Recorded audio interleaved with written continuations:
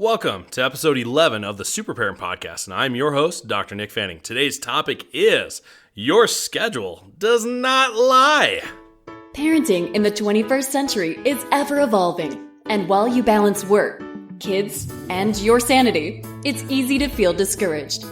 Welcome to the Super Parent Syndrome with your host, Dr. Nick Fanning. Hey, beautiful parents out there. If you're anything like me, you are stressed, you're worried, you have fears, you have doubts, and that's because you have kids, you have a business, you have coworkers, you have obligations, and I gotta tell you, you're probably overwhelmed. So, we're going to dive right in this week with the topic, your schedule does not lie. And what do I mean by that? Is that we talk about having priorities and our priorities set in place, but rarely do people actually follow that. And so one of the biggest gut checks I've ever had in my entire life is upon reading one of Robin Sharma's books, it said, your schedule does not lie. So to borrow this, he was talking about the fact that you can look at your weekly schedule and your priorities are already laid out. Whatever you decided to do, there it is. And so what I mean by that, folks, is I apply to the parents and to entrepreneurs and to people who are just overwhelmed in general. I want you to take a hard and heavy look at what your day looks like, and more importantly, what your week looks like. And that you will find that the majority of your time is spent is probably not what you say your priorities truly are. So if you say that family's first, I have to wonder if you actually have truly time carved out for your family. If you think that God is a priority in your life, I have to wonder if you truly have time with God set aside. Yeah, we might have time set aside for church, maybe for a Bible study, but do you have time daily every time? I'm talking more than just a prayer before a meal. I am talking about deep meditative thought, time in the Bible, whatever it might be for you. But at the same time if that's truly a priority of yours, you need to speak it and you need to have that scheduled down. Again, if your kids are a priority, what kind of time are you actually spending with them? That is actual present time consciousness, not just you're in the car, they're on their iPad, you're driving and you're enjoying the quiet 5 minutes you may have. We're talking about actual face-to-face contact. If you look at some of the statistics out there, they say that the average parent spends less than 8 minutes of quality talking time with their kids on average in America. And in fact, I would have to probably guess it's probably lower than that. At one point I saw a figure that said it was 3 minutes. I think that might be a little drastic, but at the same time, 8 minutes or less is still pretty darn scary. Now for me, it used to be like that for me. I used to work from 7 in the morning until 6 at night. I would hardly have any time for my kids, and I would say, I'm going to spend extra time on the weekends. I'd have Fridays off, spend a little extra time there. And you know what? That was all fine and dandy. But after I read that chapter about how your schedule reflects your priorities, I made some big changes. I now work from 9 until 6. And I shoo mom off to working out, to whatever it is, so that I have the mornings one-on-one with all my children. I'm the one who fixes them breakfast. I'm the one that gets them dressed and out the door. And I do not let them watch movies. I do not let them use technology on the ride in. We have a 20-minute drive from our ranch home all the way to school. And every morning they ask me if they can watch a movie, if they can play the iPad. And every morning I have to remind them that we do not do those things before school. It can be done. It's not always easy, but I can tell you that the relationship status that I have with my children is vastly improved. It's better as far as my time to actually meal plan for the day, and I can make health a priority once again. And all it took was the fact that I understand that I'm my own boss, and I had to actually exercise that by changing my schedule. So folks, there's certain things that you can control in your own life, but if things are truly a priority, it's time to actually, put your money where your mouth is, or put your time where your mouth is. So make a list of your priorities. Then take your schedule, start marking it down. Now, I understand. I'm a realist. We have bills to pay.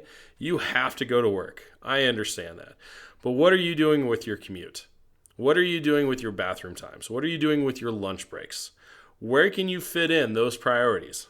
Because I can tell you, I don't know anybody whose gossip is a stated priority. I don't know if anybody who says that listening to music is a stated priority unless you're a musician. So you could be using those things for using those times for other things. Instead of waiting in line at Starbucks, maybe you could be using that time for something else. But whatever it might be, write it down, set it out, and plan it. That's your That's your strength. That's going to be the saving grace that you can do with it. Now, some hacks, some things that I've learned to help kind of ease into that circumstance. Do your have-tos, like work. Do your have-tos, like sleep or whatever that might be. But then start to design that life for you that you want and get into it. And yeah, you might have to make some changes, but there's a lot of people out there that are willing to support that dream. Now, when I made changes to my hours, you wouldn't believe my clients were very supportive of that. And you know what? I think that's why I love what I do so much. And I love working with these people is because they understand that I have to first be a role model to them and to my family. And then I had to make some big changes priority-wise. So again, for you guys, you may have to do the same thing. And for some, they're not even going to notice. But I can tell you this, there's ways to cut a lot out of your life, such as making up some time in commutes, getting rid of social media, bringing back family dinners or breakfasts, whatever that might be, making a better use of your lunchtime, okay? Making a way better use of your bathroom time, especially if you're not on social media. You're not stuck on the toilet for 20 minutes trying to look at your news feed. There's little things like that you can make a big difference with. So that goes as far as like freeing up actual times. Now, how you're going to organize your schedule is you probably already have that done. You have your favorite marker board or things like that. But I would actually say is try drawing it a different way. Again, you're trying to break the mold here. And the same things that you've been doing, if it had been working, you'd be doing it already. So here's the thing.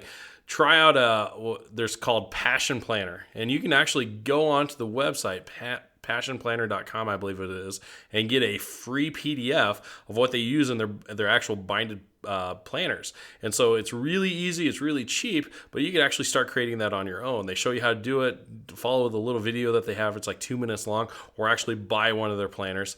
But the big thing is have some fresh new space, because again, you're gonna have some fresh new goals and a fresh new attitude. You wanna change things up and you wanna break that mold, you wanna break that rhythm that you've had, because again, you're not the same you. You're a more determined, you're a more badass version of yourself, so to speak. So again, just grab it, latch onto it, and get it going. And the big thing is design that schedule out, get your priorities, get your roles right, and do it right, and stick to it. And just know if you're going to fail, have that backup plan. So, there's going to be times where you're like, oh, I'm going to get up and work out. And you may not be a morning person. Be honest with yourself, being like, okay, when am I really going to work out? And in fact, that's one of the beautiful things about getting up in the morning now is working out with the kids or seeing them do that. And so we do yoga or we do meditation with the kids. They're at that young age where they're willing to do that. Some of the older kids, they may not be into it. So you may have to find different activities for it. Maybe it's shooting hoops with your kid or going for a run with your daughter. Whatever it might be, there's a great way to work in some of those priorities, because if health and fitness is a priority, you got to own it. If spending time with your kids is a priority, you got to own it. And there's ways that you combine it, and then make sure that you're expressing that to the kids and understand why you're doing what you're doing, because they're like little sponges. They want to know all about it. So again, brave parents out there, you got more on your plate, I know, than ever before. But the easiest way to manage some of that junk is set your schedule and stick to it. And I got to tell you, once you have that schedule made, it is so much easier saying no, because I know that's another thing that we probably struggle with, is saying no to serving on another board or becoming the next PTL president or the next project or whatever it is, because you know what your priorities are, you know what your schedule is, and you have even in your schedule probably times for extra projects, or schedule that free time for you. Man, remember what that was like? But actually have that scheduled out so you know what your new schedule is going to allow you or not allow you to do. It is a lot easier to say yes or no to those other things that come up on a day-to-day basis. So, beautiful, brave parents, thanks again for your valuable time with me. I truly appreciate it. I hope whatever you are or whatever you're doing, that again, you are feeling like you're not alone, because I'm deep in the trenches with you. And then once again, this is Dr. Nick Fanning signing off.